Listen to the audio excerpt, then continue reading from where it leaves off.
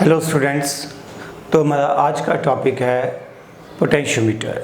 But potentiometer को समझने के लिए हम लोग पहले रियोस्टेट या जिसको हम वेरिएबल रजिस्टर या जिसको हम पोटेंशियल डिवाइडर कहते हैं इसके बारे में थोड़ा सा समझेंगे। इसको हम लोगों ने पोटेंशियोमीटर में यूज़ करना है। जब तक हम इसको समझेंगे नहीं हमें ये समझ नहीं आएगा कि why it is use in potentiometer. तो रियोस्टेट है क्या? रियोस्टेट बेसिकली आप लोग एक सर्कुलर कॉइल लेते हो हेलिकल शेप में लाइक दिस, और इस सर्कुलर कॉइल को आप लोगों ने एक नॉन कंडक्टिंग मटेरियल के ऊपर बांध रखा होता है। This is terminal T1। यहाँ पर एक पहली वायर जुड़ी हुई है। This is terminal T2। मैं इसकी एग्जैक्ट डायग्राम तो बेटा नहीं बनाऊंगा, बट जो इसकी वर्किंग है वो आपको एकदम से क्लियर होगी। We have terminal T1 and T2। इसके ऊपर यहाँ पर एक लगा होता है जॉकी, ठीक है। ये जॉकी स्लाइड कर सकता है। यहाँ पर एक रॉड रहती है जिसके ऊपर ये स्लाइड कर सकता है। It is somewhat connected like this. ये कुछ इस तरह से रहता है।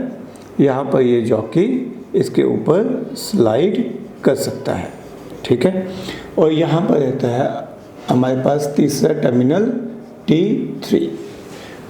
This is basic diagram. Basically क्या है यहाँ पर कि हमारे पास मान लो कि मैं सर्किट में इस एंड को जोड़ देता हूँ। समझाने के लिए मैं क्या करता हूँ, एक बैटरी लगा के आपको बताता हूँ। मैंने यहाँ पर एक बैटरी लगा दी with terminal T1 and another point is connected with terminal T2। अब क्या होगा, करंट यहाँ से जाएगा। करंट टर्मिनल T1 से एंटर करता हुआ इस वायर में से घूमता हुआ यहाँ से आता हुआ इस तरह से अल्टीमेटली इस हिस्से से बाहर चला जाएगा। Is that okay? ये जो साइड वाली रेजिस्टेंस है, ये जो वायर की रेजिस्टेंस है, ये किसी काम की नहीं रहेगी। ये सर्किट में अपना कोई एक्टिव रोल प्ले नहीं करेगी।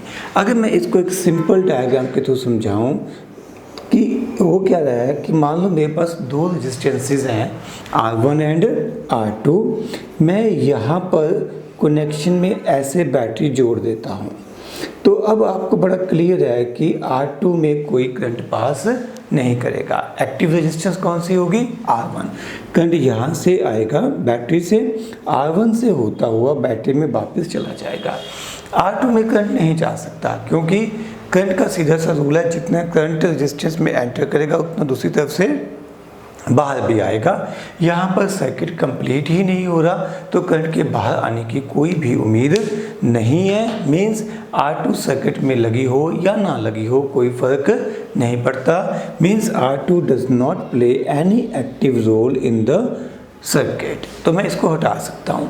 सेम कंसेप्ट यहाँ पर है। यहाँ पर रेजिस्टेंस बनाई कैसे गई है ये समझने वाली बात है। यहाँ पर क्या है, एक ऐसे हॉलो नॉन कंडक्टिंग मटेरियल लिया गया, उसके ऊपर तार को लपेट दिया गया, एक वायर को लपेट दिया गया, ठीक है। तो ये उस हेलिकल शेप की वायर को यहाँ पर रिप्रेजेंट किया गया है। और इसके ऊपर यहाँ पे एक ऐसे कॉन्टैक्ट है विच कैन स्लाइड। इस कॉन्टैक्ट को यहाँ पे ये कॉन्टैक्ट बनता है, उसको हम क्या कहते हैं? जॉकी। जॉकी टर्म हम लोगों ने थोड़ी देर पहले अपने मीटर ब्रिज में भी पढ़ी थी। तो ये जॉकी स्लाइड करेगा। ये जो हिस्सा है ये भी पूरा मेटालिक रहता है ताकि करंट यहाँ से होता हुआ घूम के इधर से आ सके।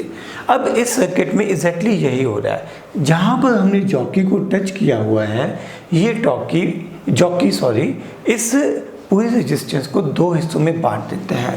इस हिस्से की रेजिस्टेंस को मैं R1 कह सकता हूँ और दूसरे हिस्से की रेजिस्टेंस को मैं R2 कह सकता हूँ। जो करंट है वो R1 में से पास करेगा, R2 में से कोई करंट पास नहीं करेगा। अब जॉकी स्लाइड किया जा सकता है। मान लो कि मैं इस जॉकी को स्लाइड करके थोड़ा आगे ले आता हूँ, जॉकी को स्लाइड करके यहाँ पे ले आता हूँ, ठीक है। तो ये कॉन्टैक्ट हट जाएगा, ये अब जॉकी यहाँ पे नहीं है। अब आप बड़ा क्लियरली समझ सकते हो इस केस में नंबर ऑफ टर्न्स बढ़ गई हैं। कहाँ से कहाँ तक? T1 से लेके J तक, यानी कि रेजिस्टेंस की वैल्यू बढ़ गई है। रेजिस्टेंस का फार्मूला हमारे पास होता है रो इंटू L/A। अब अगर नंबर ऑफ टर्न्स बढ़ी है तो लेंथ बढ़ी है, लेंथ बढ़ी है तो रेजिस्टेंस बढ़ी है। यानी कि जैसे जैसे मैं इस जॉकी को राइट साइड में स्लाइड करता चला जाऊंगा, वैसे वैसे number of turns will increase. कौन सी नंबर ऑफ टर्न? वो टर्न्स जिनमें से करंट पास कर रहा है उनकी गिनती बढ़ती चली जाएगी। जैसे जैसे उनकी गिनती बढ़ती चली जाएगी वैसे वैसे इस रेजिस्टेंस R की वैल्यू भी बढ़ती चली जाएगी। मीन्स इस केस में अगर हम जॉकी को स्लाइड करते हैं तो हम थोड़ी थोड़ी रेजिस्टेंस को चेंज कर सकते हैं। थोड़ा थोड़ा जॉकी को स्लाइड किया, थोड़ी थोड़ी रेजिस्टेंस को इंक्रीज या डिक्रीज कर सकते हैं। इंक्रीज करना है तो हमें इसको राइट साइड में मूव करना पड़ेगा, अगर डिक्रीज करना है तो जॉकी को हमें लेफ्ट साइड में मूव करना पड़ेगा। मीन्स बेसिकली ये जो अरेंजमेंट है ये एक वेरिएबल रजिस्टर या वेरिएबल रेजिस्टेंस की तरह बिहेव करता है। इसमें खासियत क्या है? इसमें हम ये बिल्कुल भी कैलकुलेट में ये बिल्कुल भी मेज़र नहीं कर सकते कि प्रेजेंटली जॉकी की जो भी पोजीशन है इस पोजीशन के ऊपर हमारे पास रेजिस्टेंस की कितनी वैल्यू सर्किट में लगी हुई है। हमारे पास कहीं पे कोई डाटा लिखा नहीं होता, कहीं पे लिखा नहीं होता कि ये 50 ओम है जो कि यहाँ पे है तो 50 ओम होगा, जो कि यहाँ पे है तो ये 100 ओम होगा। Nothing is mentioned. You can just slide jockey.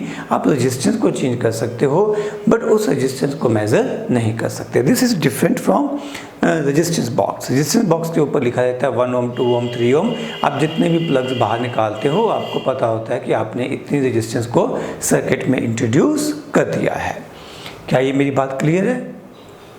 अब हम इन दो टर्मिनल्स को अपने डिस्कशन में कभी यूज़ नहीं करेंगे, इन दोनों को एक साथ यूज़ नहीं करेंगे, क्योंकि जब हम इन दोनों को एक साथ यूज़ कर देंगे तब क्या होगा? तब हमारे पास रेजिस्टेंस की वैल्यू कांस्टेंट हो जाएगी। ठीक है ना? अगर मैं यहाँ पे बैटरी जोड़ देता हूँ तो इस केस में क्या होगा? रेजिस्टेंस की वैल्यू फिक्स हो गई है। ऊपर से जॉकी ये रहा, जॉकी ये रहा, जॉकी का टर्मिनल T2 ये रहा, ये टर्मिनल था ये है T3, ये है T2, तो ये टर्मिनल्स है। अब अगर मैं जॉकी को स्लाइड भी करूँगा डजेंट मैटर, करंट तो पूरी इस हेलिकल कॉइल में से पास होता हुआ बैटरी में जाएगा, यानी कि we will get a constant resistance. और कांस्टेंट रेजिस्टेंस लेना हमारा रियोस्टेट को बनाने का पर्पस ही नहीं था। So to get a variable resistance हम एक ये हेलिकल कॉइल वाला टर्मिनल और एक जॉकी वाले टर्मिनल को आपस में कनेक्ट करते हैं। जॉकी को स्लाइड करके हम रेजिस्टेंस को कम ज़्यादा कर सकते हैं। अगर मैं इस जॉकी को बिल्कुल इस एंड पे ले आऊँ, यहाँ पे ले आऊँ, ठीक है, तो मैं कह सकता हूँ कि रेजिस्टेंस की वैल्यू 0 हो जाएगी, क्योंकि तब अगर जॉकी यहाँ पे आ जाता है तब करंट इतने हिस्से में से होता हुआ यहाँ से होता हुआ पास कर जाएगा, जो कि इधर से बाहर वाले हिस्से में से पास कर जाएगा। इस हेलिकल कॉइल में से कोई करंट पास ही नहीं करेगा, means rheostat will offer 0 resistance. अगर जॉकी को मैं इस एंड पे ले आता हूँ, बिल्कुल एक्सट्रीम राइट एंड पे ले आता हूँ, उस केस में सारी की सारी हेलिकल कॉइल सर्किट में आ जाएगी। सारे का सारा करंट पूरी हेलिकल कॉइल में से घूमता हुआ पास करता हुआ दूसरे टर्मिनल T3 से बाहर आएगा, यानी कि इस केस में मैक्सिमम रेजिस्टेंस सर्किट में एक्टिव होगी, रोल प्ले कर रही होगी। ओके, यानी कि हम इस रियोस्टेट को यूज़ करके 0 से लेके सम मैक्सिमम वैल्यू तक रेजिस्टेंस को अप्लाई कर सकते हैं। ठीक है, तो मैंने इसका नाम रखा था वेरिएबल रजिस्टर। आपको क्लियर है, क्योंकि हम इसके रेजिस्टेंस को चेंज कर सकते हैं, that is why it is called variable resistor. Second इसका नाम है पोटेंशियल डिवाइडर। पोटेंशियल डिवाइडर आप इसको क्यों कह सकते हो? मान लो मेरे पास ये एक रेजिस्टेंस है R, ठीक है, इसके साथ मैंने जोड़ दिया एक rheostat. This is symbol of rheostat. अब आपको सिंबल एकदम से क्लियर होगा। ये नीचे वाली रेजिस्टेंस इस हेलिकल कॉइल को रिप्रेजेंट कर रही है, ये जो एरो है ये जॉकी को रिप्रेजेंट कर रहा है, और मैं कनेक्शन किसके साथ जोड़ रहा हूँ? जॉकी और इस टर्मिनल, यहाँ पर मैंने T1 रिप्रेजेंट किया था। रियोस्टेट को जब हम अपने सर्किट डायग्राम में बनाते हैं तो उसका सिंबल RH लिखते हैं। यहाँ पर मैंने लगा दी एक battery. So this is circuit diagram. मान लो यहाँ पर मैंने बैटरी लगाई जिसका पोटेंशियल था V। अब यहाँ पर दो रेजिस्टेंसेस हैं R and one is resistance offered by this rheostat. ऐसा करता हूँ मैं इस रेजिस्टेंस का नाम रख लेता हूँ R'। अब जब हम इस जॉकी को मूव करेंगे तो ये रेजिस्टेंस R' वेरिएबल रहेगी। अब ध्यान से देखो, मैंने यहाँ पर पोटेंशियल लगाया V, तो ये पोटेंशियल दो हिस्सों में बंट जाएगा। कुछ पोटेंशियल ड्रॉप रेजिस्टेंस R के अक्रॉस आ जाएगा, से दिस इज V1, और कुछ पोटेंशियल ड्रॉप रेजिस्टेंस R' के पास आ जाएगा, यहाँ पर से दिस इज V2, एंड ये पोटेंशियल ड्रॉप की वैल्यू होगी V1 plus V2 is equal to total potential drop. V1 V2 का सम हमेशा यही रहेगा जितनी बैटरी का पोटेंशियल था। मैं बैटरी की इंटरनल रेजिस्टेंस को 0 मान के चलता हूँ, this value will remain constant. अब अगर हम जॉकी को राइट या लेफ्ट आगे पीछे मूव करते हैं तो इस रेजिस्टेंस R' की वैल्यू चेंज करेगी। अगर R' चेंज करेगी, R' will change with change in position of J, with change in position of J, jockey की पोजीशन के साथ R' की वैल्यू चेंज होगी, and hence current in circuit will also change. तो current भी change होगा। अब अगर करंट चेंज होगा तो इसका मतलब V1 V2 की वैल्यू भी चेंज होगी। This implies that V1 and V2 individually अलग अलग से V1 V2 की वैल्यू विल आल्सो चेंज। यानी कि जो हमने बैटरी का पोटेंशियल दिया, ये पोटेंशियल दो हिस्सों में बंट गया, डिवाइड हो गया दो पार्ट्स में, V1 एंड V2। इसमें से एक पार्ट को हमने यूज़ करना है, हमने तो इस R वाले रेजिस्टेंस के पोटेंशियल ड्रॉप को यूज़ करना है। ये जो रियोस्टेट है इसका पर्पस तो सिर्फ इतना ही था कि जो बैटरी पीछे से लगाई गई है उसके पोटेंशियल को दो हिस्सों में डिवाइड कर दिया जाए, और हम जब चाहें इस रेजिस्टेंस R के अक्रॉस पोटेंशियल ड्रॉप की वैल्यू को कम या ज़्यादा कर पाए। रियोस्टेट को मूव करेंगे तो V1 की वैल्यू कॉन्टिन्यूसली चेंज करेगी। थोड़ा और डिटेल में देख लेते हैं। मान लो कि आपको ओम्स लॉ के लिए ग्राफ ड्रॉ करना है, V is equal to I into R, तो आपको V एंड I के बीच में ग्राफ प्लॉट करना है। R ये रेजिस्टेंस है, ये रेजिस्टेंस हमारे केस में क्या रहेगी, कांस्टेंट। ठीक है, अब मुझे V की डिफरेंट वैल्यूज चाहिए। यहाँ पर V क्या है, V है potential drop across resistance R। मुझे V की अलग अलग वैल्यूज़ चाहिए।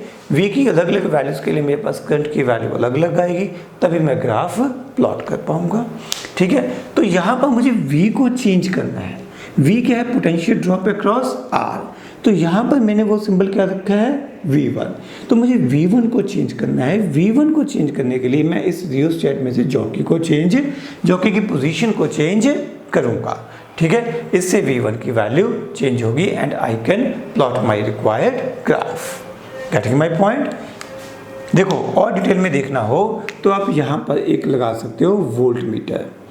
ठीक है, ये वोल्ट मीटर रीड करेगा potential drop across resistance R, और यहाँ से हम कैलकुलेट करेंगे current passing through the resistance. मेरे ख्याल से आपको मेरी बात क्लियर होगी।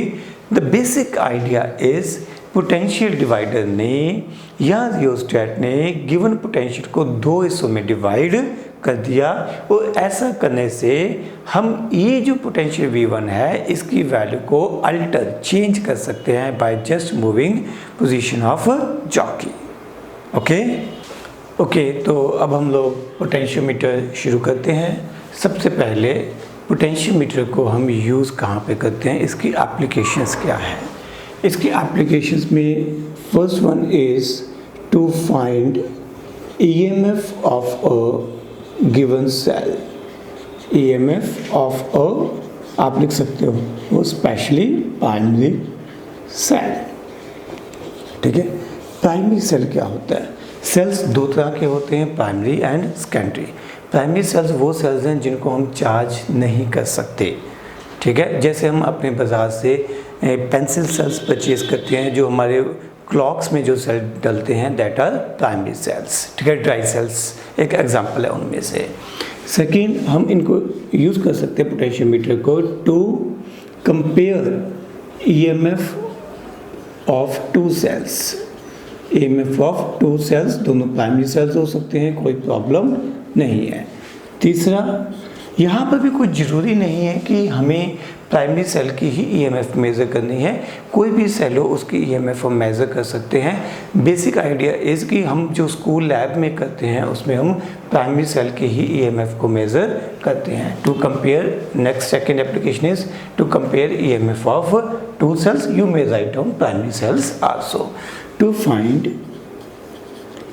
Internal resistance of a cell, to find internal resistance of a cell, to compare two resistances, to compare two resistances, to compare two resistances।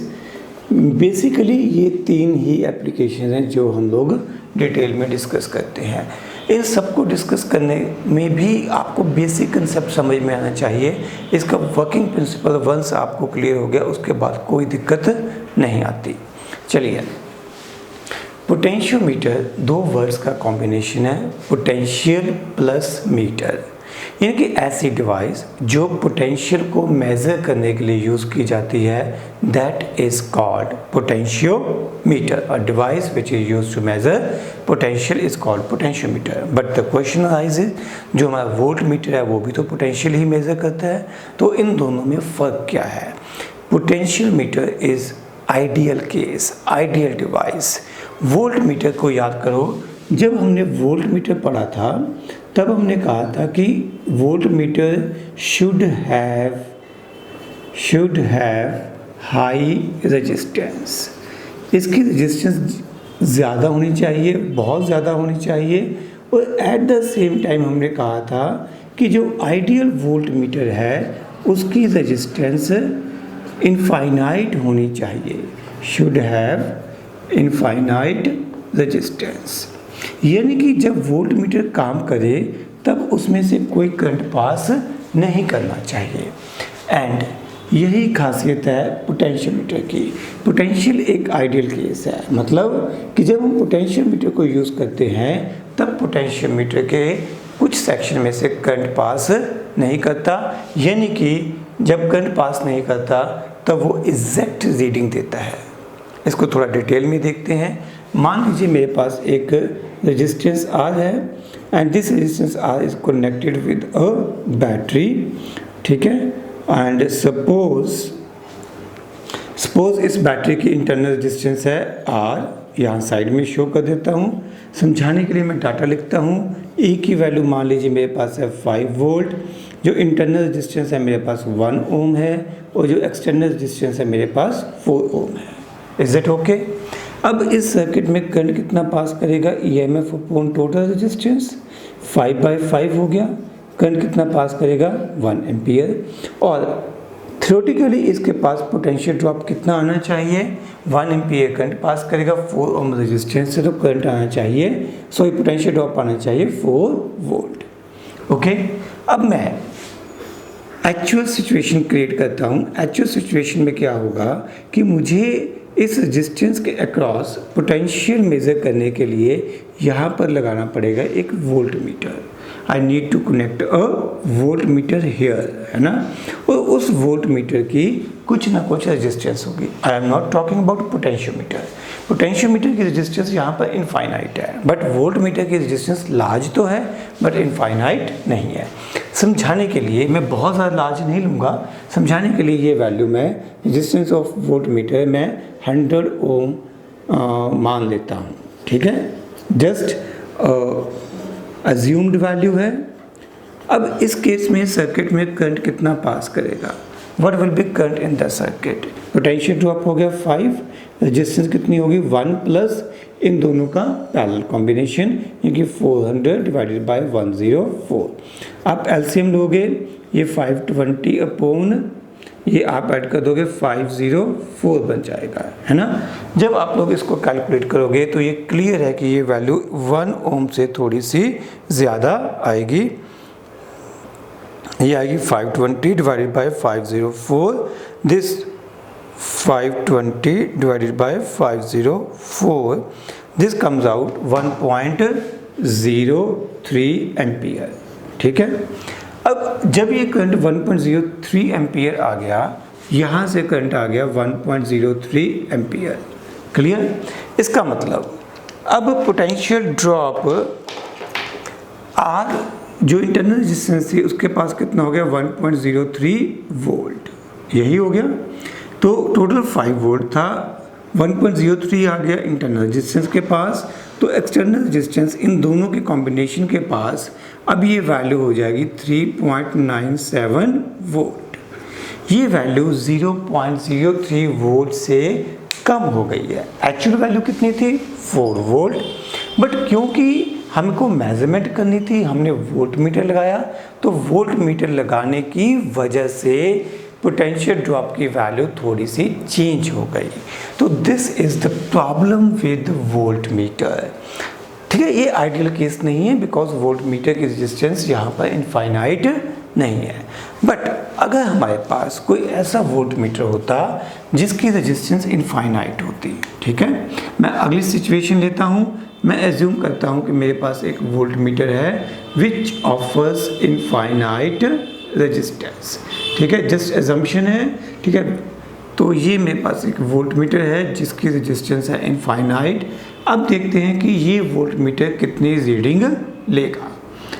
तो अगर इसकी रेजिस्टेंस इनफाइनाइट है तो इस हिस्से में से कोई करंट पास नहीं करेगा। मेरे ख्याल से आप लोग कन्विंस होंगे, इनफाइनाइट रेजिस्टेंस का मतलब कोई करंट पास नहीं करेगा, यानी कि करंट सिर्फ इतने हिस्से में से ही पास करेगा। अगर करंट इतने हिस्से में से पास करेगा तो करंट की वैल्यू रहेगी 1 एम्पियर, तो पोटेंशियल ड्रॉप रहेगा यहाँ पर 4 वोल्ट, यानी कि volt meter will read 4 volt, ये एग्जैक्ट वैल्यू रीड करेगा।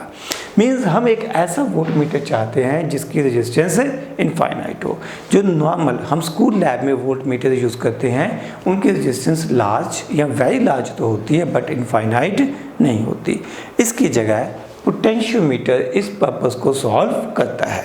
पोटेंशियोमीटर इनफाइनाइट रेजिस्टेंस वाला वोल्ट मीटर है, ठीक है। पोटेंशियोमीटर का डिज़ाइन क्या है वो मैं अभी डिस्कस नहीं कर रहा। This is potentiometer. Potentiometer serves the purpose, ठीक है। क्यों? पोटेंशियोमीटर का वर्किंग प्रिंसिपल ही बड़ा डिफरेंट है। ये नल मेथड पे काम करता है। नल का मतलब है जीरो, यानी कि जब हम पोटेंशियोमीटर से रीडिंग लेते हैं तब करंट पास नहीं कर रहा होता, ठीक है। किस ब्रांच में करंट पास नहीं कर रहा, क्यों पास नहीं कर रहा, ये बाद में डिस्कस करेंगे। बट आपको ये ध्यान रखना है कि it works on null method. Null method का मतलब है कि करंट पास नहीं कर रहा। याद करो मीटर ब्रिज जब हमने पढ़ा था तो हमने कहा था गैल्वेनोमीटर में से करंट पास नहीं करना चाहिए जब व्हीटस्टोन ब्रिज बैलेंस होगा। ठीक ऐसे ही जब हमें यहाँ पोटेंशियोमीटर में रीडिंग लेनी होगी तो इसमें भी एक गैल्वेनोमीटर लगा रहेगा, तब उस गैल्वेनोमीटर में से कोई करंट पास नहीं करेगा। And such methods are called null methods. तो ये काम करता है on the principle of null method, ठीक है। अगर इसका डिटेल प्रिंसिपल लिखना हो तो हम लोग लिख सकते हैं, just wait for a while. लिखिए, it is based on the principal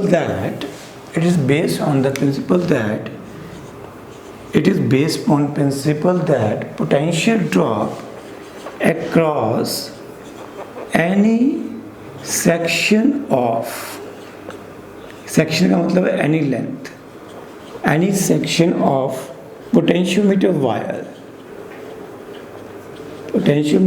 wire is directly proportional to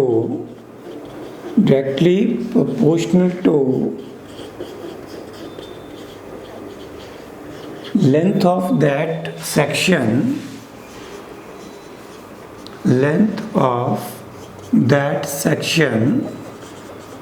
provided constant current is flowing through the wire. Constant current is flowing through the wire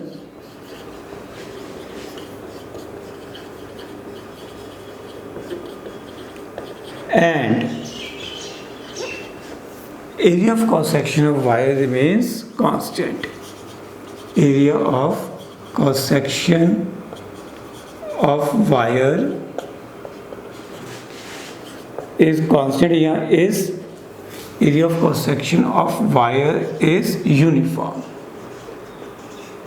constant current pass करना चाहिए and area of cross section uniform होना चाहिए. अगर ये condition है तो potential drop across any section of the wire is directly proportional to length of the wire. इस statement का मीनिंग क्या है हम लोग एक सिंपल सी एग्जांपल के थ्रू देखेंगे. अभी मैं पोटेंशियोमीटर की डिटेल में नहीं जा रहा. मान लीजिए मेरे पास ये एक वायर है, ठीक है. इस वायर की लेंथ है L, कैपिटल L मान लेता हूँ. इस वायर की लेंथ है और इस वायर की रेजिस्टेंस है R. Resistance of wire is capital R या RW भी लिख सकते हो, थोड़ा अच्छा फील आएगा. RW रेजिस्टेंस ऑफ वायर, ठीक है.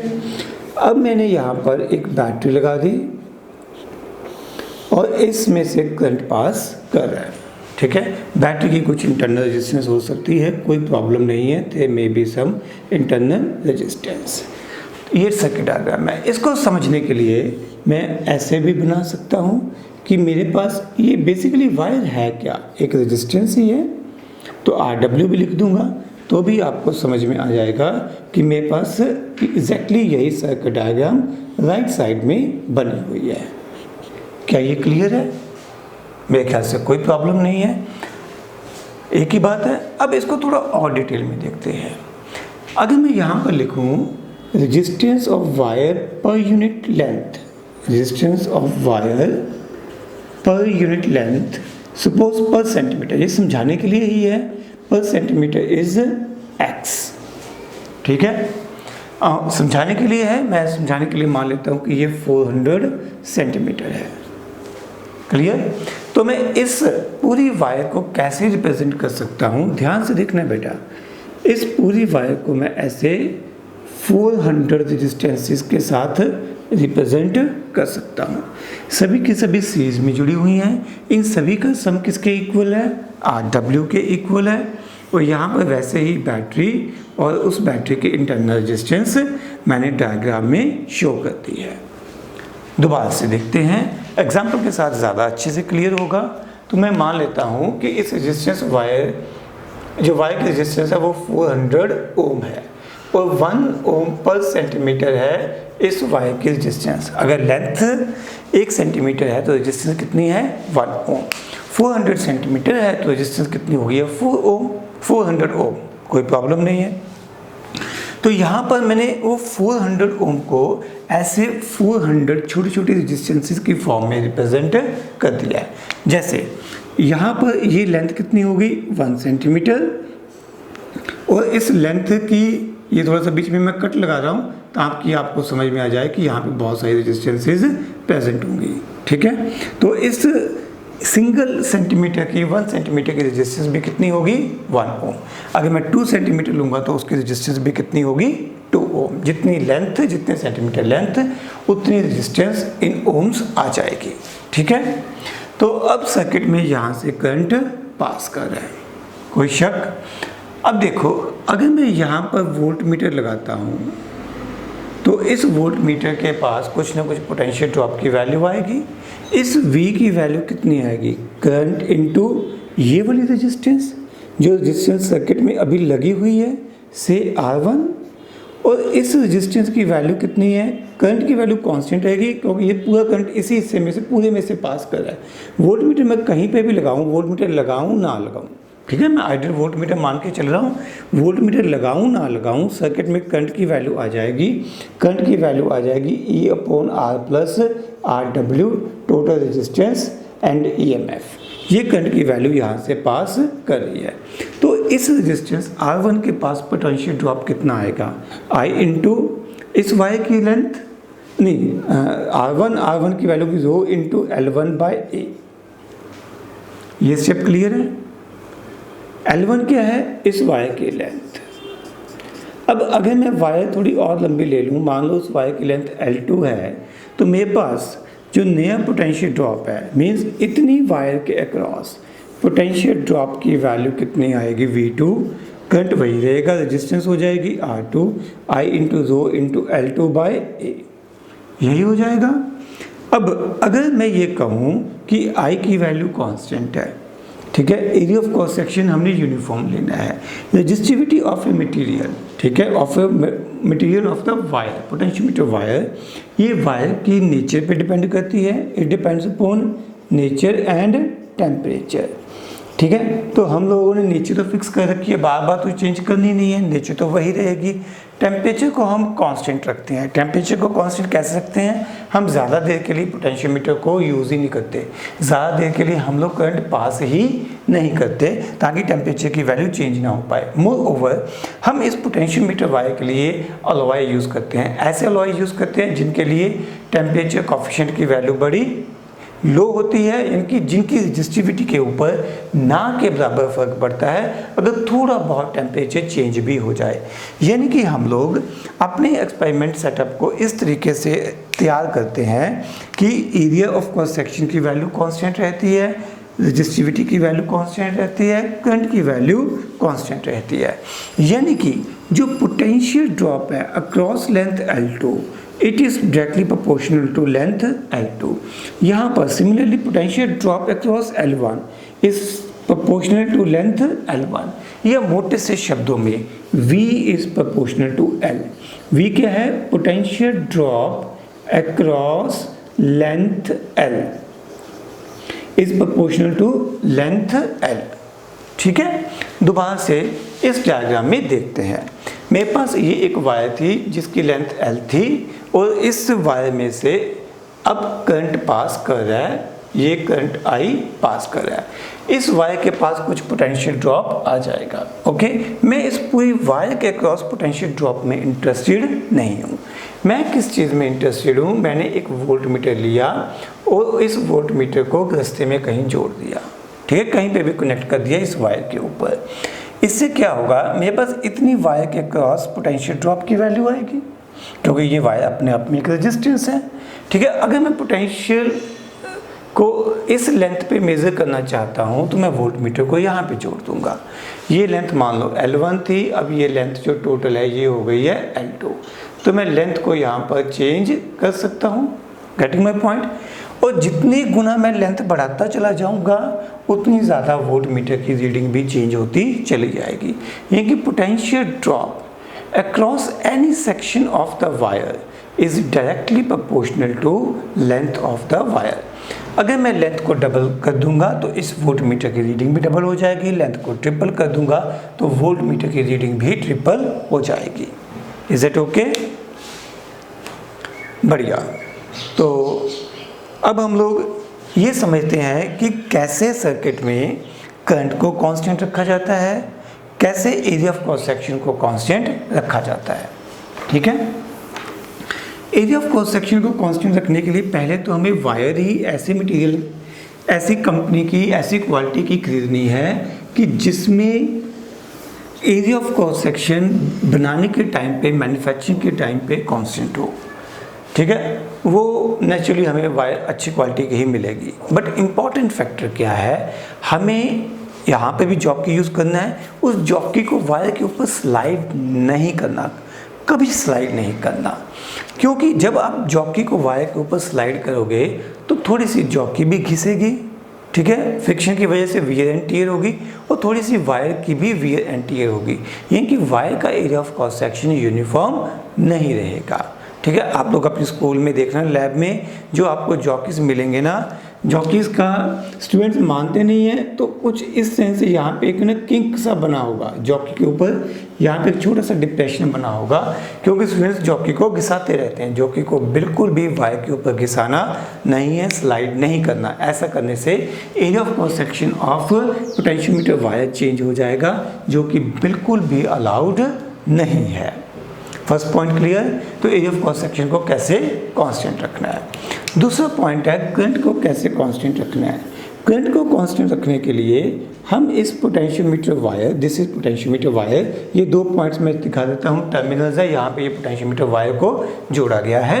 तो इस पोटेंशियोमीटर वायर के साथ हम क्या लगाते हैं, एक बैटरी, ठीक है, बैटरी की इंटरनल रेजिस्टेंस होगी, उसको हम डिनाई नहीं कर सकते, बट यहाँ पर हम लगाते हैं एक रियोस्टेट एंड एक एमीटर, ठीक है। ये एडिशनल हम यहाँ पर जोड़ते हैं, रियोस्टेट एंड एमीटर। ये बिल्कुल भी इम्पॉर्टेंट नहीं है कि रियोस्टेट आपने राइट में जोड़ा है, लेफ्ट में जोड़ा है, एमीटर किधर जोड़ा है, रियोस्टेट के राइट में, रियोस्टेट के लेफ्ट में, बैटरी के राइट में, लेफ्ट में। आपको जो ध्यान रखना है कि बैटरी, रियोस्टेट एंड एमीटर तीनों सीरीज कॉम्बिनेशन में इस पोटेंशियोमीटर वायर के साथ कनेक्ट होने चाहिए। इनका ऑर्डर इम्पॉर्टेंट नहीं है। अब सर्किट में करंट पास कर रहे हैं, अब खुदा न खास्ता किसी वजह से कोई भी ऐसा फैक्टर, जैसे बैटरी कंज्यूम हो रही है, ठीक है, तो सर्किट में करंट की वैल्यू चेंज हो रही है। अगर सर्किट में करंट की वैल्यू चेंज होगी तो आपका एमीटर रीडिंग में चेंज रिप्रेजेंट करेगा। आपका जो एमीटर का पॉइंटर है वो अपनी पोजीशन को चेंज करेगा। आपको तुरंत पता चल जाएगा भाई एमीटर की वैल्यू यानी कि करंट की वैल्यू सर्किट में चेंज हो रही है।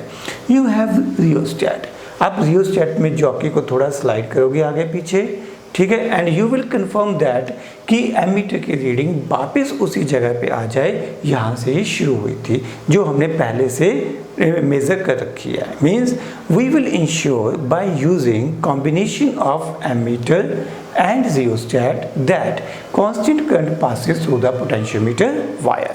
Okay, I repeat the principle में हमने क्या लिखा, V is equal to I into R, I into R की वैल्यू होगी rho into L by A. हमने रो ए एंड आई को कांस्टेंट रखा तो हमने कहा V is proportional to L.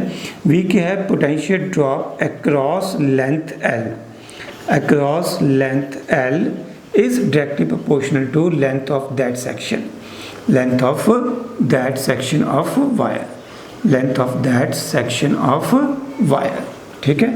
Means हम लोगों ने यहाँ पर वोल्ट मीटर लगाना है, तो जितना हम दूर वोल्ट मीटर लगाएंगे उतनी रीडिंग हमारे पास ज़्यादा आएगी। ये हमारे पास लेंथ होगी, V की रीडिंग यानी कि potential drop across this length will depend upon length of this section of the wire.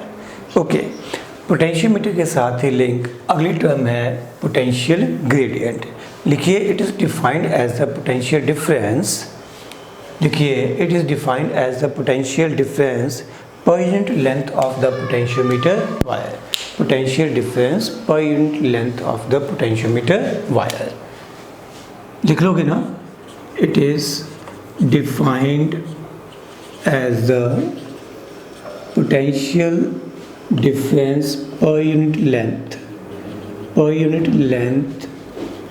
of the potentiometer wire, potentiometer wire. चलिए इसको थोड़ा एक्सप्लेन करते हैं। मान लीजिए ये मेरे पास एक पोटेंशियोमीटर वायर है, इस पोटेंशियोमीटर वायर को एक बैटरी के साथ जोड़ा गया, ठीक है। कुछ इंटरनल रेजिस्टेंस हो सकती है, कुछ रियोस्टेट लगा हो सकता है, यहाँ पर एमीटर भी लगा होगा। This will be circuit diagram of potentiometer. Done. यहाँ पर वैल्यूज़ क्या है मुझे इसमें इंटरेस्ट नहीं है, मुझे ये पता है इस वायर की लेंथ है LW means length of wire, और इस वायर के पास टोटल पोटेंशियल ड्रॉप आ गया V, potential drop across the wire. Is it okay? तो ये जो पोटेंशियल, चाहे VW लिख लो, पोटेंशियल ड्रॉप अक्रॉस वायर, तो potential drop per unit length of wire is called potential gradient and it is denoted by symbol K, potential gradient। This is called potential gradient। इसके units क्या आएंगे, volt पर unit length है तो ये हो जाएगा वोल्ट पर मीटर हो जाएगा। Is it clear? आप इसको रीअरेंज करके लिख सकते हो, आप लिख सकते हो VW is equal to K into LW। अब देखते हैं कि हमको इसे यूज़ कैसे करना है। मान लो कि मुझे इस वायर के अक्रॉस छोटे से हिस्से के क्रॉस पोटेंशियल की वैल्यू मेज़र करनी है। और इस वायर की लेंथ कितनी है? इस वायर की लेंथ है L। 1 मिनट। तो ये पूरी लेंथ थी LW और इस वायर की लेंथ है जिसके क्रॉस में ये पोटेंशियल की वैल्यू मेज़र करनी है वो है L।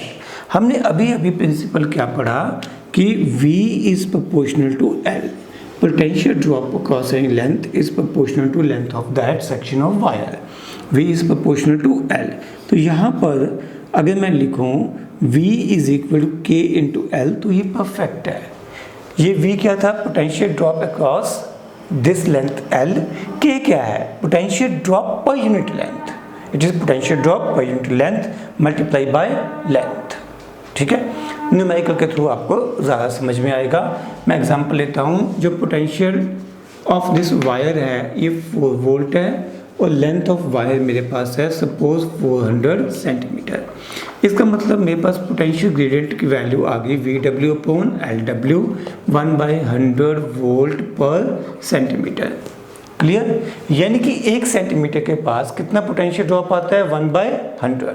अगर मैं यहाँ पर 10 सेंटीमीटर की वायर यूज़ करता हूँ तो पोटेंशियल ड्रॉप कितना आएगा? 10 इंटू 1/100।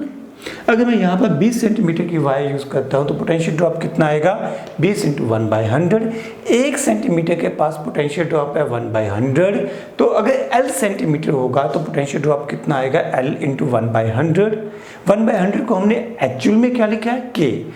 ठीक है, तो अगर लेंथ L है तो पोटेंशियल ड्रॉप कितना आएगा? K into L।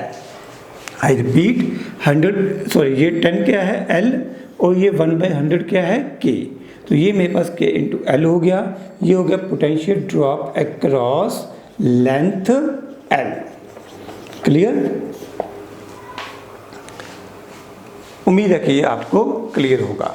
तो this is potential gradient denoted by symbol K, units हैं वोल्ट पर metre.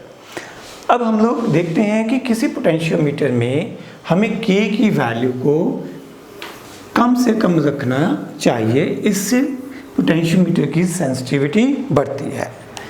To increase sensitivity of potentiometer हम क्या कर सकते हैं? Length of wire should be increased. Actually क्या करना होता है? जो सही तरीका है, we should decrease K means potential gradient को कम से कम करना है। हमें पोटेंशियल ग्रेडियंट को कम से कम करना है। पोटेंशियल ग्रेडियंट को कम करने के लिए हमारे पास 2 तरीके होते हैं। एक तरीका होता है length of wire should B large. ये जितनी ज़्यादा हो उतना बढ़िया है। दूसरा क्या होता है? Potential drop across length should be small. देखो कंसेप्चुअली कुछ भी नहीं है, लिखने को ऐसे ही लगता है बड़ी बड़ी बातें हैं। मेरे पास पोटेंशियल ग्रेडियंट K है। ठीक है, दिस इज पोटेंशियल ग्रेडियंट। और पोटेंशियल ग्रेडियंट का फॉर्मूला हमने क्या लिखा था? Potential drop across wire upon क्या था? Length of wire. अगर मैं लेंथ ऑफ वायर को बढ़ा दूंगा तो भी K कम हो जाएगा, अगर मैं पोटेंशियल को कम कर दूंगा तो भी K की वैल्यू कम हो जाएगी। ठीक है, तो इन दोनों में से कोई भी एक तरीका यूज़ करके हम पोटेंशियल ग्रेडियंट को कम कर सकते हैं, पोटेंशियल पर यूनिट लेंथ को कम कर सकते हैं। जितनी ये वैल्यू कम होगी उतनी ही हमारे पोटेंशियोमीटर की सेंसिटिविटी ज़्यादा होगी। चलो इसको भी एक्सप्लेन करते हैं कि इसको कम करने से, K को कम करने से सेंसिटिविटी कैसे बढ़ती है। डिटेल में चले जाते हैं। मान लो मेरे पास ये एक वायर है। ठीक है, इस वायर की लेंथ मेज़र करने के लिए नीचे लगा हुआ है एक स्केल। जो हम आम जिंदगी में स्केल यूज़ करते हैं, नॉर्मल स्केल्स होते हैं, उनमें लीस्ट काउंट होती है 1 mm। 1 mm से कम वो रीडिंग नहीं ले सकते। एग्री? मैं एक वायर लेता हूँ जिस वायर का पोटेंशियल ग्रेडियंट मेरे पास है सपोज 0.1 वोल्ट पर सेंटीमीटर। पोटेंशियल ग्रेडियंट कितना है? 0.1 वोल्ट पर सेंटीमीटर। इसका मतलब अगर मैं इस वायर के किसी सेक्शन पे पोटेंशियल ड्रॉप मेज़र करूं तो हर स्टेप में वैल्यू कितनी चेंज होगी। अच्छा थोड़ा चेंज कर लेते हैं और जनरल कर लेते हैं, 0.1 वोल्ट पर मिलीमीटर लिख लेते हैं, ज़्यादा अच्छा होगा। तो कितनी चेंज होगी, 0.1 वोल्ट की वैल्यू चेंज होगी। Let me explain. मान लो यहाँ पर ये 45 सेंटीमीटर है, यहाँ पर पोटेंशियल की वैल्यू आपके पास आती है सपोज 10 वोल्ट, ठीक है। आपने जॉकी को थोड़ा सा आगे मूव किया, यानी कि आपने जॉकी यहाँ पे क्या है, वो पॉइंट, वो कॉन्टैक्ट, यहाँ पर आप वोल्टेज मेजर कर रहे हो, यहाँ पर ये आपका वोल्ट मीटर था, ठीक है। आपने वोल्ट मीटर थोड़ा आगे लगाया, कम से कम कितना आपको आगे जाना पड़ेगा, जितनी लीस्ट काउंट है आप कहाँ पे जाओगे, थोड़ा आगे चले जाओगे 45.1 सेंटीमीटर पे, यानी कि 45 सेंटीमीटर प्लस 1 मिलीमीटर पे आप आगे चले जाओगे, 1 मिलीमीटर आप आगे चले गए। जब 1 मिलीमीटर आगे जाओगे तो पोटेंशियल कितना बढ़ जाएगा, 1 मिलीमीटर से पोटेंशियल में कितना चेंज आता है, 0.1 वोल्ट का, ये कि नया पोटेंशियल ड्रॉप आपके पास आएगा 10.1 वोल्ट। यानी कि आप 10 वोल्ट के बाद 10.1 वोल्ट ही रीड कर सकते हो, इसके बीच की वैल्यूज को आप लोग रीड नहीं कर सकते। अब मैं एक नया पोटेंशियोमीटर डिज़ाइन करता हूँ जिसमें लीस्ट काउंट तो वही रहेगी, ठीक है, स्केल तो मैं चेंज नहीं कर सकता, बट मैं के की वैल्यू को चेंज कर देता हूँ, 0.01 वोल्ट पर मिलीमीटर कर देता हूँ, 0.0 वोल्ट कर दिया। अब पहले 40 सपोज रीडिंग आ रही थी 45 सेंटीमीटर पे, सपोज 10 वोल्ट आ रही थी, ठीक है। अब मैं एक स्टेप आगे जाऊंगा, 1 मिलीमीटर आगे जाऊंगा। जब 1 मिलीमीटर आगे जाऊंगा तो चेंज कितना आएगा, 0.01 वोल्ट का चेंज आएगा, ये कि जो नई रीडिंग आएगी वो 10.01 वोल्ट आएगी, ठीक है। अब देखो इन दोनों में से कौन सी डिवाइस ज़्यादा सेंसिटिव है, सेकंड वाली। पहली वाली तो सिर्फ 10 से 10.1 तक जाती थी, ये 10 से 10.01, 10.02, 10.03, तो ये ज़्यादा सेंसिटिविटी शो करेगी, ये ज़्यादा एक्यूरेट प्रिसाइज रीडिंग लेगी, ठीक है। तो ये पॉसिबल कब हुआ, जब हमने के की वैल्यू को कम कर दिया। के क्या था, पोटेंशियल ग्रेडियंट। और के की वैल्यू को कम करने के हमारे पास दो तरीके होते हैं। पहला तरीका होता है हम वायर की लेंथ को बढ़ा दें, दूसरा होता है हम वायर के अक्रॉस पोटेंशियल ड्रॉप की वैल्यू को कम कर दें। आमतौर पे ये कम कैसे की जाती है पोटेंशियल ड्रॉप की value, by introducing resistance in the circuit. यहाँ पर रियोस्टेट की आप रेजिस्टेंस लगा दो, ठीक है, यहाँ पे आप कोई और रेजिस्टेंस लगा दो। ये रेजिस्टेंस लगाने से भी potential drop across the potentiometer wire जो है वो डिक्रीज कर जाता है, यानी कि के की वैल्यू कम हो जाती है। ओके, तो हमारे पास जो MCQs हैं, जब बोर्ड के क्वेश्चंस हैं, उनमें कॉमन क्वेश्चन होता है कि हम एक बड़ी वायर वाला पोटेंशियोमीटर क्यों प्रेफर करते हैं, ठीक है। जैसे मीटर ब्रिज में वायर की लेंथ फिक्स थी 100 सेंटीमीटर या 1 मीटर, जहाँ पर जब आप स्कूल लैब में यूज़ करोगे तो कम से कम पोटेंशियोमीटर की लेंथ, पोटेंशियोमीटर वायर की लेंथ 4 मीटर, ये कि 400 सेंटीमीटर हो गई, 4 गुना बढ़ गई है। इसके अलावा अगर आप और ज़्यादा सेंसिटिव पोटेंशियोमीटर यूज़ करते हो तो उसमें वायर्स की लेंथ 10 मीटर होती है, यानी कि 10 गुना बढ़ जाती है as compare to meter bridge. तो ज़्यादा लेंथ प्रेफर क्यों करते हैं, ज़्यादा लेंथ प्रेफर करने का पर्पज़ है कि के की वैल्यू कम हो जाए। के की वैल्यू जितनी कम होगी उतनी डिवाइस की सेंसिटिविटी ज़्यादा होगी। तो आंसर क्या है, to increase sensitivity of potentiometer we prefer long potentiometer wire. Okay, तो यहाँ पर मैंने एक सर्किट डायग्राम बनाई है। इस सर्किट डायग्राम के थ्रू ही हम लोग पोटेंशियोमीटर में नल मेथड क्या होता है उसको समझेंगे। तो आप लोग वीडियो पॉज करके ये सर्किट डायग्राम ड्रॉ कर लीजिए and we will find out current through each cell, ठीक है। यहाँ पर 2 सेल्स हैं, एक 10 वोल्ट का और एक 8 वोल्ट का। हम इन दोनों में से रेजिस्टेंस की वैल्यू को करंट की वैल्यू को फाइंड आउट करेंगे। मैं मान लेता हूँ इधर से करंट I1 आया और इधर से करंट I2 आ गया, और कुल मिला के जो टोटल करंट है इधर चला गया I1 प्लस I2, इधर आगे कितना जाएगा I1, और वापस इधर कितना आ जाएगा I2, क्योंकि बैटरी एक ईमानदार बच्ची है, जितना करंट देती है उतना करंट वापस भी लेती है। तो I2 यहाँ से बाहर निकला था, I2 वापस आएगा, यहाँ से I1 बाहर आया था, I1 वापस जाएगा। सो this is circuit diagram. Okay, यहाँ पर वैल्यूज़ मैंने थोड़ी सी स्मार्टली ली हैं, आपको वैल्यूज़ में कोई चेंज नहीं करना है। ओके, तो अब हम ये लोग यहाँ पर I1 I2 की वैल्यू कैलकुलेट करने के लिए KVL अप्लाई करेंगे, किरचॉफ्स वोल्टेज लॉ यहाँ पर अप्लाई कर सकते हैं। तो मेरे पास ये लूप्स बन जाएंगे, ठीक है। We will use 2 loops because we have 2 unknowns I1 and I2। ऊपर वाली लूप में शुरू करते हैं। बैटरी यहाँ से रेजिस्टेंस है, रेजिस्टेंस की डायरेक्शन में करंट की डायरेक्शन में हम जो लोग जा रहे हैं तो माइनस साइन आएगा। यहाँ पर भी करंट की डायरेक्शन में जा रहे हैं तो I1 इंटू रेजिस्टेंस की वैल्यू है 1। इधर हम बैटरी के पॉजिटिव टर्मिनल से बाहर आए हैं तो +10 is equal to 0। Means I can write down 5I1 + 4I2 is equal to 10। This is equation number 1। ठीक है, मैंने थोड़ा जल्दी कर दिया KVL, मेरे ख्याल से आपको कोई दिक्कत नहीं होगी, आप लोग अच्छी खासी प्रैक्टिस कर चुके हो।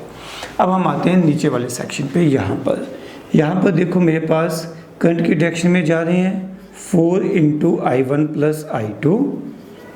इधर से ये हो गया -6 इंटू I2, इधर से हो गया -1 इंटू I2। बैटरी के पॉजिटिव टर्मिनल से बाहर आए हैं तो +8 इज इक्वल टू 0। 4 + 6 नहीं 4 + 4 अकेला ही है, 4I1, ये हो गया 4 + 6 + 1 + 11I2 is equal to 8। This is equation number 2। अगर मेरी कैलकुलेशन में कोई गड़बड़ ना हुई हो तो ये सही लग रहा है। अब अगले स्टेप में क्या है, हमको पहले I2 की वैल्यू फाइंड आउट कर लेनी है। मैं इसको 4 से मल्टीप्लाई और इसको 5 से मल्टीप्लाई करके सब्ट्रैक्ट कर देता हूँ।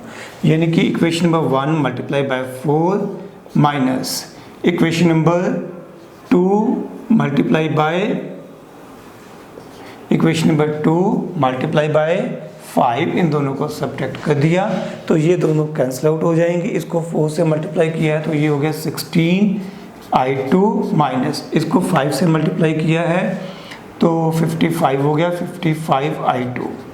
ये हो गया 4 से मल्टीप्लाई 40 और ये हो गया 5 से मल्टीप्लाई तो -40। तो on calculation you will get I2 is equal to 0। You get I2 is equal to 0। Very interesting, this is what I need।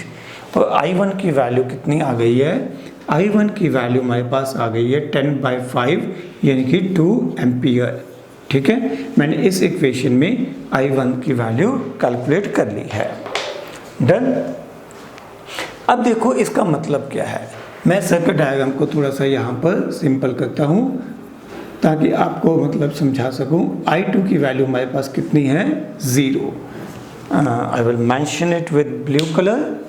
I2 की वैल्यू हमारे पास है 0, यानी कि यहाँ सिर्फ क्या जा रहा है I1, क्योंकि I2 की वैल्यू हो गई है 0। यहाँ पे कोई करंट ही नहीं है, इस सेक्शन में इस सेल में से कोई करंट नहीं आ रहा। यहाँ पर इस डायग्राम में अगर ये सब गिवन हो तो नो, यहाँ से करंट नहीं है क्योंकि इस सेल में से भी कोई करंट नहीं आ रहा। No current is drawn, no current is drawn from E2। E2 में से कोई करंट विथड्रॉ नहीं हो रहा। Very very important. भाई सर्किट में तो जुड़ा हुआ है, फिर विथड्रॉ क्यों नहीं हो रहा। अब इसको देखते हैं। इस सर्किट में से करंट फ्लो कर रहा है, यस।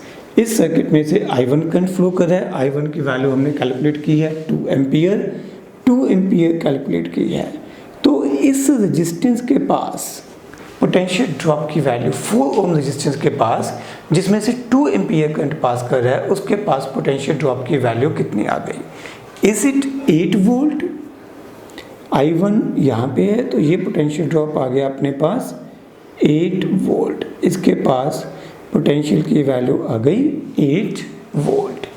चेक करो, ये 8 वोल्ट और इस बैटरी की EMF दोनों सेम है। This is the most important point कि जब बैटरी की EMF एंड रेजिस्टेंस R1 के क्रॉस पोटेंशियल ड्रॉप की वैल्यू सेम हो जाए तो इस सेल में से कोई करंट पास नहीं करेगा। हिंदी में, पंजाबी में, किसी भी भाषा में लिख लो, कॉपी पे नोट कर लो कि जब रेजिस्टेंस R1 के पास पोटेंशियल ड्रॉप की वैल्यू इस बैटरी E2 की EMF के बराबर हो जाए, तब इस बैटरी या सेल जो भी लगा हुआ है इसमें से कोई करंट पास नहीं करेगा, कोई करंट ड्रॉ नहीं होगा। No current will be drawn from E2 when potential drop across resistance R1 is same as that EMF of this cell E2। Okay, उस केस में इन रेजिस्टेंसेस का कैपिटल R और small r का कोई role नहीं है। उनके लगे होने या ना लगे होने से कोई फर्क नहीं पड़ेगा, क्योंकि इनमें से करंट ही नहीं पास कर रहा, इनमें से करंट नहीं पास कर रहा, इनके पास कोई पोटेंशियल ड्रॉप नहीं आ रहा।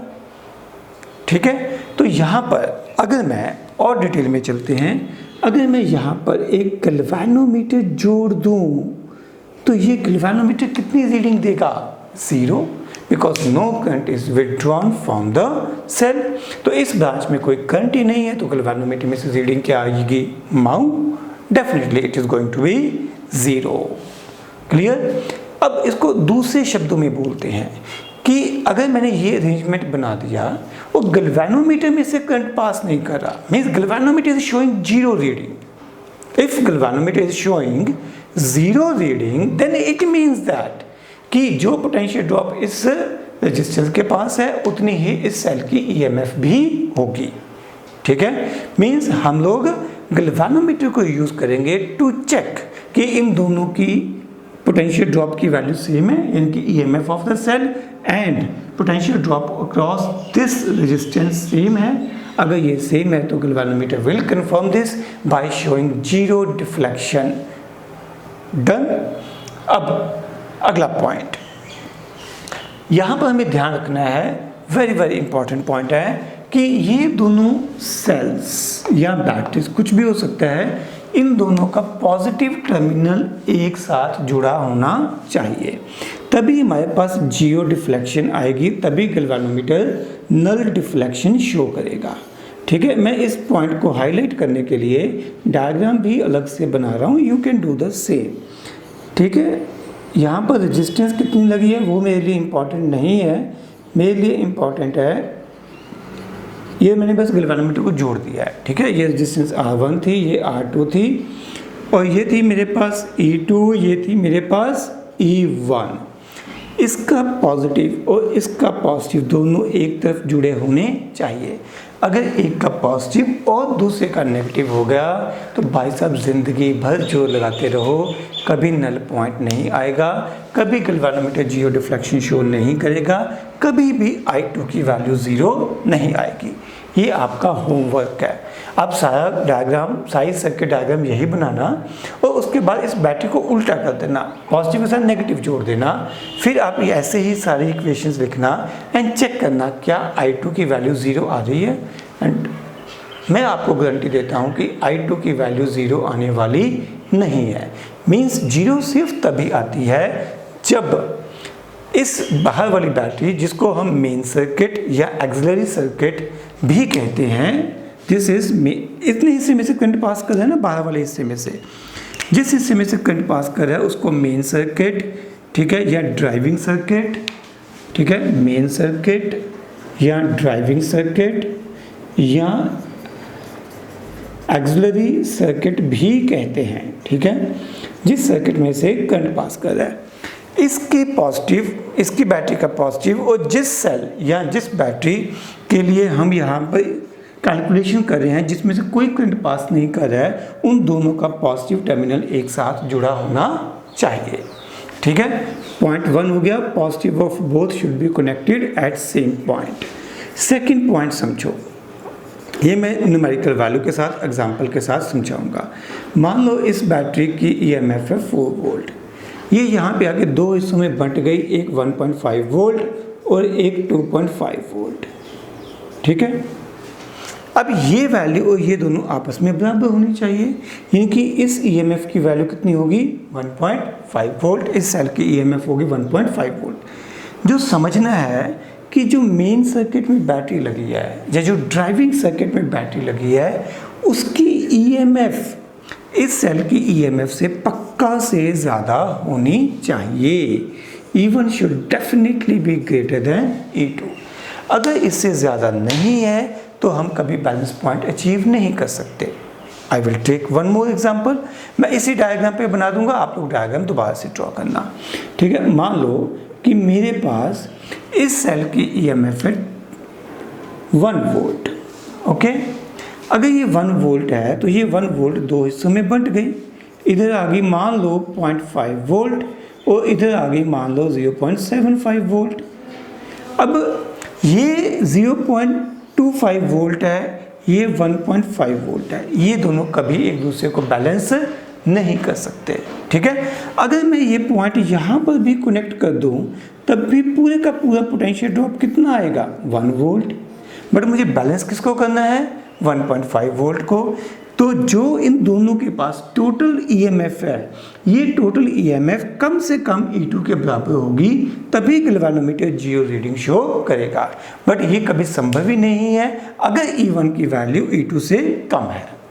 तो डेफिनेटली सेकंड मस्ट रिक्वायरमेंट क्या है कि जो ड्राइविंग सेल की ईएमएफ है, ड्राइविंग सेल की बैटरी की ईएमएफ है, वो इस सेल की ईएमएफ से ज़्यादा होनी चाहिए। अगर पूरी तरह से समझ अभी नहीं भी आया तो भी एक बार इसको एक्सेप्ट करके याद कर लो, जब हम अप्लाई करेंगे आपको बहुत अच्छे से क्लियर हो जाएगा।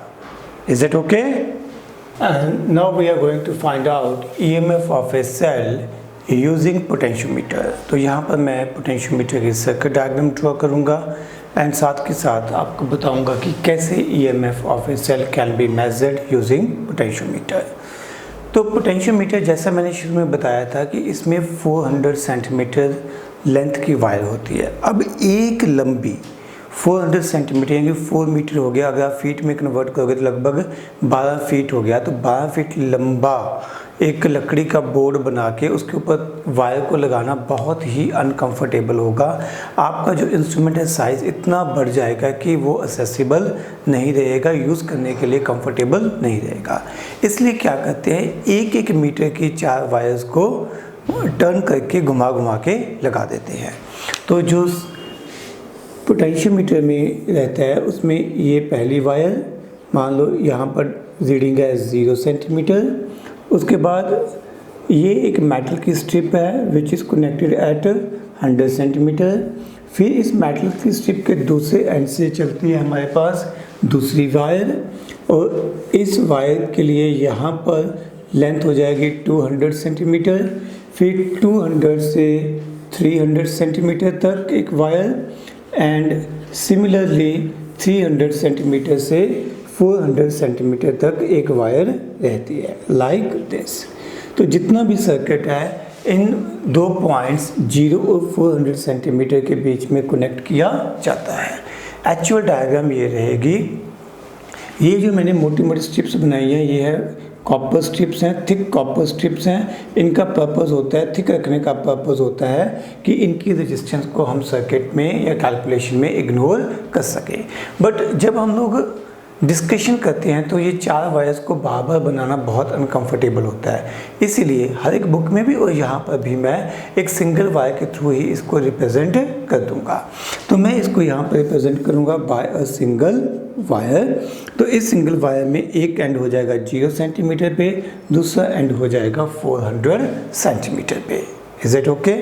अब हम यहाँ पर जो इसका ड्राइविंग सर्किट है, जो इसमें से करंट भेजता है उसको ड्रॉ करेंगे। उसमें हमारे पास क्या क्या आएगा, एक बैटरी की इंटरनल रेजिस्टेंस R मान लीजिए, इसके साथ एक रियोस्टेट लगा होगा, ठीक है, साथ में एक एमीटर लगा होगा। यहाँ पर कई बार एक एक्सटर्नल रेजिस्टेंस भी लगाई जाती है। आप इसको शो करना चाहते हो कर लो, नहीं करना चाहते ना सही, डजेंट मैटर, ठीक है। तो this is a circuit diagram. ये वो हिस्सा है जिसमें से करंट पास करेगा। ड्राइविंग सेल हो गया, ये ड्राइविंग सेल या ड्राइविंग बैटरी कह सकते हो। करंट यहाँ से इस वायर में पास करेगा। इस वायर की लेंथ मान लो LW, इस वायर की रेजिस्टेंस मान लो RW। ओके, अब हमारे पास ये जो बाकी का हिस्सा है अभी जो मैं नीचे शो करूँगा ये वो सर्किट है। यहाँ पर वो सेल लगाऊंगा जिस सेल की EMF हमें मेज़र करनी है, to find EMF of the cell. तो इस सेल की ईएमएफ मेज़र करने के लिए यहाँ पर मैं लगा रहा हूँ एक सेल जिसकी ईएमएफ है से E1 और जिसकी इंटरनल रेजिस्टेंस है से R1। E एंड R मैं यहाँ लिख चुका हूँ, नीचे लिखूँगा E1 एंड R1। मुझे इसकी मेज़र करनी है ईएमएफ। इसको मैं कनेक्ट करूँगा with a resistance box. Resistance box का क्या पर्पस अभी मैं बताना है, पेंडिंग है। फिर यहाँ पे गैल्वेनोमीटर, फिर यहाँ पे आएगा अपने पास एक जॉकी। ठीक है, अब ये एंड हो गया मेरे पास 0 सेंटीमीटर पे और ये एंड हो गया अपने पास 400 सेंटीमीटर पे। आपने नोटिस करना है कि इस ड्राइवर बैटरी का पॉजिटिव और वो सेल जिसकी ईएमएफ मेज़र करनी है उनका पॉजिटिव एक साथ जुड़े हुए हैं। अगर एक का पॉजिटिव दूसरे का नेगेटिव होगा तो कभी भी रीडिंग गैल्वेनोमीटर में 0 नहीं आएगी। We will never get null deflection in galvanometer. अब मैं आपको समझाता हूँ कि मान लो आपने गैल्वेनोमीटर को इस एंड पे काफ़ी इस तरफ लगा लिया। ठीक है, यहाँ पर आपने गैल्वेनोमीटर को टच कर दिया या कह लो जॉकी को टच कर दिया। जॉकी को टच करने का मतलब नेचुरली गैल्वेनोमीटर के दूसरे एंड को यहाँ पे जोड़ दिया। जब आपने जोड़ दिया तो suppose this length is L1। इस L1 लेंथ के पास पोटेंशियल ड्रॉप की वैल्यू कम आएगी। तो अगर मैं इसके पोटेंशियल ड्रॉप की वैल्यू को V1 लिखूँ तो ये V1 कम होगा as compare to E1। Means example है, मान लो कि ये ईएमएफ है 1.08 वोल्ट और ये है 1 वोल्ट। नेचुरली V1 कम है तो इसका मतलब हमारे पास अभी ये बैलेंस नहीं होगा, अभी गैल्वेनोमीटर में से 0 रीडिंग नहीं आएगी। लेट अस सपोज कि इस केस में जो गैल्वेनोमीटर है ये डिफ्लेक्ट होता है towards left in anti clockwise direction. Okay, अब आपने इस जॉकी को बिल्कुल इस एंड पे टच कर दिया। ठीक है, मीन्स आपने एक्सट्रीम एंड पे टच कर दिया। अब ये पॉसिबल है कि अब ये जो पोटेंशियल ड्रॉप आएगा V2, ये जो पोटेंशियल ड्रॉप आएगा V2 इस सेल की ईएमएफ से ज़्यादा हो। तो अगर V2 इस सेल की ईएमएफ से ज़्यादा होगा तो अब करंट के फ्लो करने की डायरेक्शन उल्टी हो जाएगी। करंट अब क्लॉकवाइज की जगह एंटी क्लॉकवाइज की जगह अब क्लॉकवाइज फ्लो करेगा। पहले गैल्वेनोमीटर जो है वो डिफ्लेक्ट कर रहा था टूवर्ड्स लेफ्ट, अब गैल्वेनोमीटर डिफ्लेक्ट कर रहा है टूवर्ड्स राइट। अगर ऐसा हो रहा है यानी कि एक बार राइट एंड पे एक बार लेफ्ट एंड पे टच करने से गैल्वेनोमीटर की जो डायरेक्शन ऑफ डिफ्लेक्शन है वो चेंज हो रही है, पहले क्लॉकवाइज फिर एंटी क्लॉकवाइज, तो इसका मतलब हमारे सर्किट में कनेक्शन बिल्कुल सही हैं। अब नेचुरली ये है कि इस एंड से दूसरे एंड तक यानी कि लेफ़्ट से राइट तक जाने के बीच में कहीं ना कहीं गैल्वेनोमीटर 0 पे भी आएगा। हम क्या कर सकते हैं, हम अपने इस जॉकी को उठा के अलग अलग पॉइंट्स पे टच करके देखेंगे। ठीक है, जब आप इस लेफ़्ट एंड से राइट एंड की तरफ जाओगे तो ये जो डिफ्लेक्शन है ये कम होती चली जाएगी। एक स्टेज ऐसी आएगी यानी कि जॉकी की एक लोकेशन, एक पोजीशन ऐसी आएगी जिस पोजीशन के ऊपर गैल्वेनोमीटर विल शो 0 डिफ्लेक्शन। जिस पोजीशन के ऊपर गैल्वेनोमीटर 0 डिफ्लेक्शन शो करेगा। 0 डिफ्लेक्शन शो करने का क्या मतलब होगा? 0 डिफ्लेक्शन शो करने का मतलब होगा कि इस समय गैल्वेनोमीटर में कोई करंट पास नहीं कर रहा। करंट कब पास नहीं करेगा? मान लो ये वो पोजीशन है जब ये लेंथ कितनी है L, तो ये कब होगा? जब इस लेंथ के अक्रॉस जो पोटेंशियल ड्रॉप आया, इस लेंथ के अक्रॉस पोटेंशियल ड्रॉप मान लो कितना है VL। ठीक है, when VL is equal to EMF of the cell, वो सेल जिसकी EMF हमें मेज़र करनी है, then galvanometer will show 0 deflection. तब गैल्वेनोमीटर में कोई डिफ्लेक्शन नहीं आएगी, तभी हम इसको नल मेथड कहते हैं। तब गैल्वेनोमीटर का पॉइंटर बिल्कुल सेंटर में होगा। ठीक है, अब ये VL हमें कैलकुलेट करनी है। यहाँ पे ये तो समझ आ गया, E1 को कैलकुलेट करने के लिए हमें VL कैलकुलेट करनी पड़ेगी। ठीक है, VL क्या है? Potential drop across this length L। तो हमने ये पहले पढ़ रखा है कि this is equal to K into L। K हमारे पास क्या है? Potential gradient. K stands for potential gradient. Potential gradient क्या था? Potential across the wire per unit length. Length कितनी है एल से मल्टीप्लाई कर दिया तो हमारे पास आ गया potential drop across this wire. मैं ऐसा कर सकता हूँ, ये पॉइंट ए लिख लूँ, ये बी लिख लूँ, तो ये पॉइंट हो गया मेरे पास सी। तो मेरे पास जो ये वैल्यू है ये है potential drop between points A and C या potential drop across length L. तो अब अगर मुझे के की वैल्यू पता है, एल की वैल्यू मैं एक्सपेरिमेंट से फाइंड आउट कर लूँगा, तो naturally I can find out EMF of this cell. अब क्वेश्चन अराइज यहाँ पे होता है कि इस रेजिस्टेंस बॉक्स का क्या पर्पस है। रेजिस्टेंस बॉक्स में से बेसिकली बेटा हम हाई रेजिस्टेंस को बाहर निकाल देते हैं, we plug out high resistance. इसका पर्पस क्या होता है? इसका पर्पस ये होता है कि इस रेजिस्टेंस को बाहर निकालने से अगर हम गैल्वेनोमीटर को एक्सट्रीम एंड्स पे जोड़ते हैं तो देयर इज़ पॉसिबिलिटी कि यहाँ से या गैल्वेनोमीटर से ज़्यादा करंट पास करेगा। जब ज़्यादा करंट पास करेगा तो गैल्वेनोमीटर ख़राब हो सकता है या हमारा सेल भी ख़राब हो सकता है, ठीक है, for because of excess amount of current passing through the circuit. हम नहीं चाहते कि गैल्वेनोमीटर या सेल ख़राब हो, इसलिए हमने हाई रेजिस्टेंस यहाँ पे लगा दी है।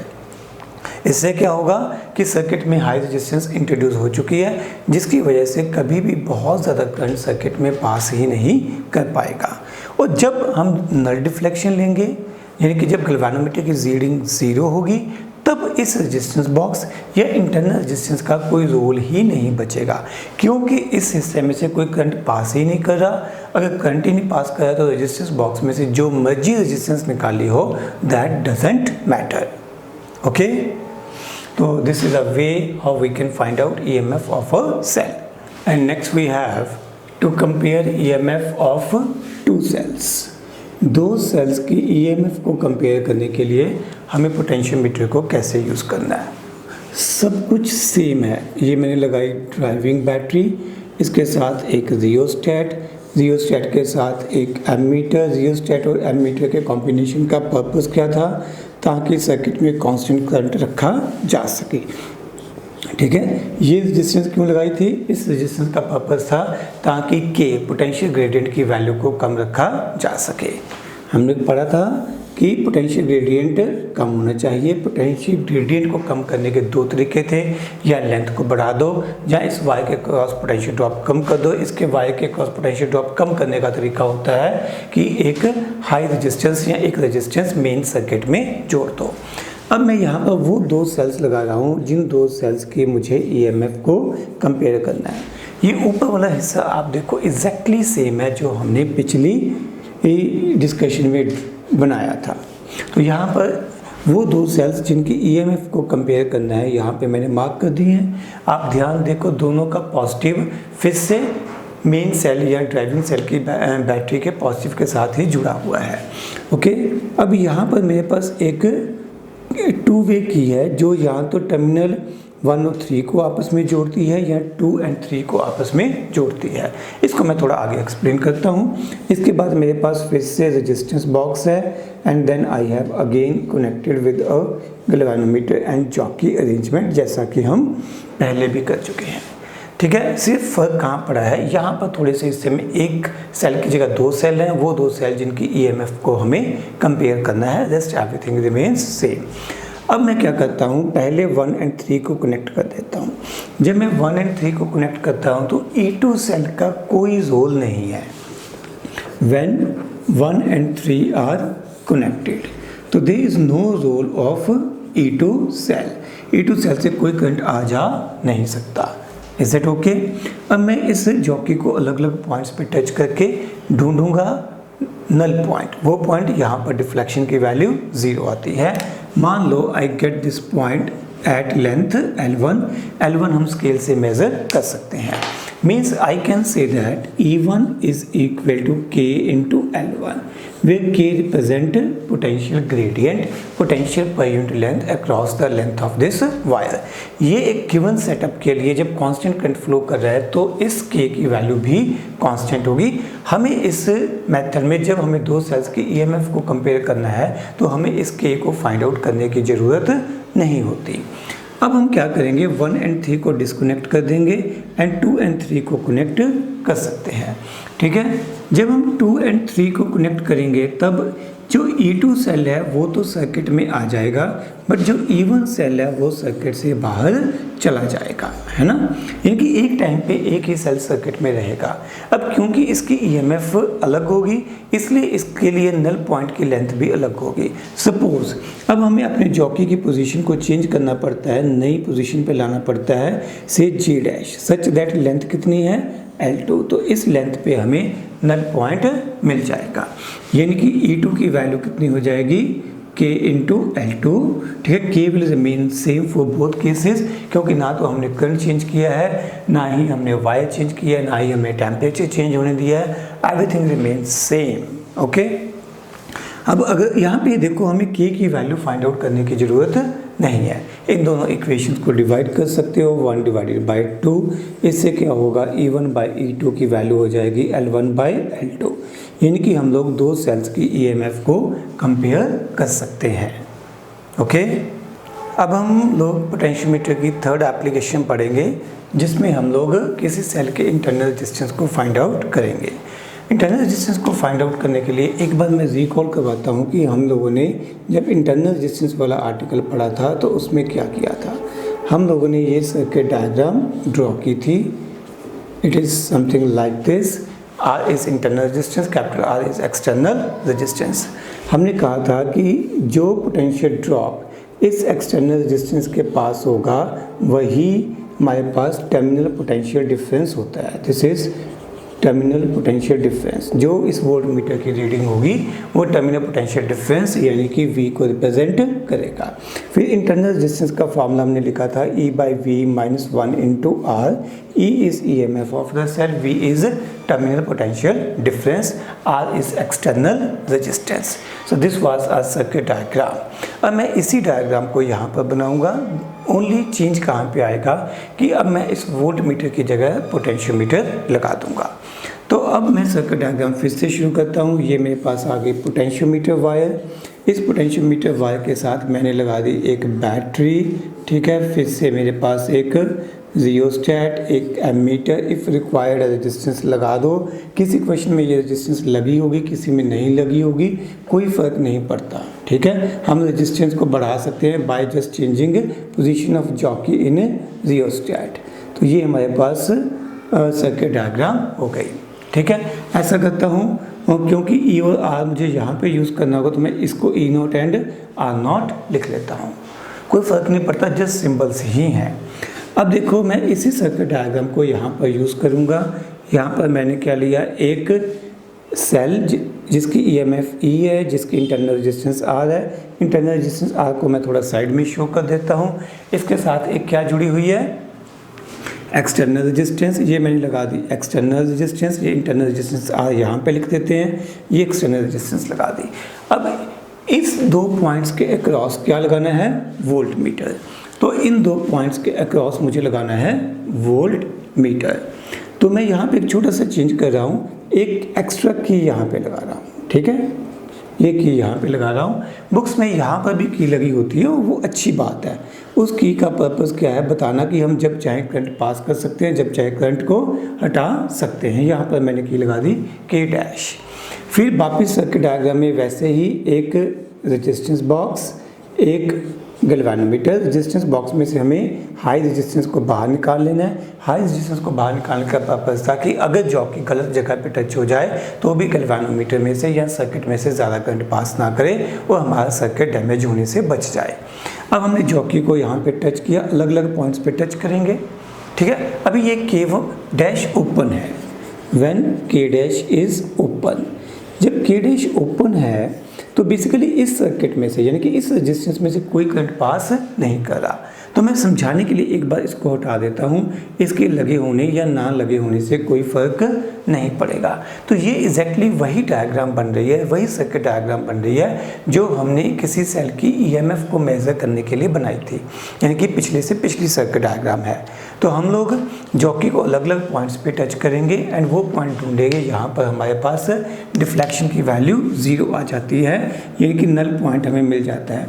मान लीजिए वो नल पॉइंट मिला हमें लेंथ L1 पे, तो मैं लिख सकता हूँ कि EMF of the cell is proportional to length L1, यानी कि E is equal to K into L1, से दिस इज इक्वेशन नंबर 1। अब हमने क्या किया, अब हम लोगों ने इस की को कनेक्ट कर दिया। जब हम इस की को कनेक्ट कर देंगे तो इसका मतलब अब ये रेजिस्टेंस भी सर्किट में आ जाएगी, यानी कि हमने ये रेजिस्टेंस सर्किट में इंट्रोड्यूस कर दी है। अब इन दो पॉइंट्स के अक्रॉस जो पोटेंशियल होगा वो बेसिकली टर्मिनल पोटेंशियल डिफरेंस को मेज़र करेगा। ध्यान से समझो बेटा, अब करंट इस ब्रांच में तो पास करेगा, यहाँ से तो करंट पास करेगा, बट चौकी की नई पोजीशन के लिए हम वो नई पोजीशन ढूंढेंगे, उस पोजीशन के लिए इस ब्रांच में से कोई करंट नहीं होगा। इस ब्रांच में से नल पॉइंट के ऊपर कोई करंट नहीं होगा। क्लियर जी? तो हम नया नल पॉइंट ढूंढेंगे। हम जॉकी को थोड़ा पीछे को मूव करेंगे, राइट को नहीं जाना, पीछे को ही आना है, क्योंकि जो अभी नल पॉइंट पे लेंथ आएगी वो थोड़ी कम होगी। कम क्यों होगी? क्योंकि हमें पता है कि जब हम सेल को यूज़ करते हैं तो टर्मिनल पोटेंशियल डिफरेंस की वैल्यू EMF से कम होती है। टर्मिनल पोटेंशियल डिफरेंस की वैल्यू EMF से कम होती है, नेचुरली लेंथ भी कम हो जाएगी, क्योंकि potential in this case potential is proportional to length of the wire. तो अब मैं लिखता हूँ when K dash is closed. जब हम लोग K डैश को क्लोज कर देंगे तब इस हिस्से में से करंट पास करेगा, बट हम जॉकी की पोजीशन को तब तक मूव करेंगे, तब तक पीछे की तरफ लाते जाएंगे जब तक कि इस गैल्वेनोमीटर में से डिफ्लेक्शन जीरो नहीं हो जाती। जैसे ही ये जीरो होती है we will note down length L2 and this length L2 will represent terminal potential difference, यानी कि V terminal potential difference is proportional to length L2, यानी कि मैं लिख सकता हूँ V is equal to K into L2। This is equation number 2। 1 divided by 2 मेरे पास हो जाएगा E by V is equal to L1 by L2। अब वो फार्मूला हम लोग यूज़ करेंगे। हमारे पास R की वैल्यू कितनी थी? E by V minus 1 into R। E by V की वैल्यू पुट कर देंगे L1 by L2 minus 1 into R। This comes out internal resistance of the cell. So this is your required answer.